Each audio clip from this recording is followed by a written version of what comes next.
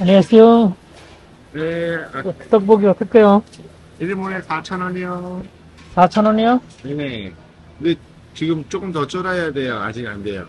네, 아직 안 돼요? 네, 더 알았어요. 쫄아야 돼요. 안녕하세요. 안녕하세요. 떡볶이 어떨까요? 4,000원이요? 4,000원이요? 이거는 주세요. 드실 거예요? 네, 이거 먹어요. 아, 장갑 벗어보세요. 떡볶이 এটা আমার আসলে অনেক ভালো খাবার 많이 안 해요. 조금 나 많이 안 먹어요. 알겠습니다. 여기다 거주세요. 밑에 찍혀 있어요. 네. 아니야, 그거 아니야, 그거 아니야. 치킨은 거기다.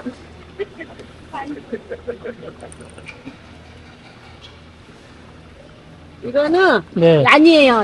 이거 단무지. 아, 여기. 알았어요. 네. 이거 뭐야, 이거 고구마요? 얼마인데? 사장님, 이거는 뭐예요? 고구마. 고구마?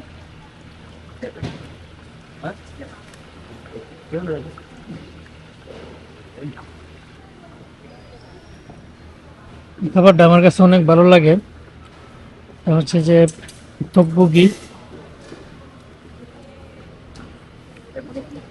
আমি প্রায় সময় ওই জায়গায় আসলে খাই। আর এটা হচ্ছে যে সবটা হচ্ছে যে ওপেন, মানে এটা খোলা মার্কেটে, অনেক পরিষ্কার। তারপর হচ্ছে যে ওইদিকে সবাই এসে খাবার দাবার খায়, অনেক মজার খাবার। আমিও নিয়ে নিলাম সকাল সকাল সকাল আজকে বের হয়ে গেলাম, এই জন্য খাবারে চলে আসলাম। বাসা থেকে কিছু মানে খেয়ে আসি নাই, এই জন্য।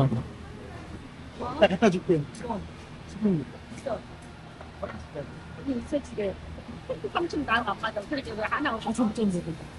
지금 2,000원. 한 번씩 싸게 줘도 그래. 비용만 잘 맞추면 500원 내가 2,000원에 돼. 한번에 뭐 거기 있어요?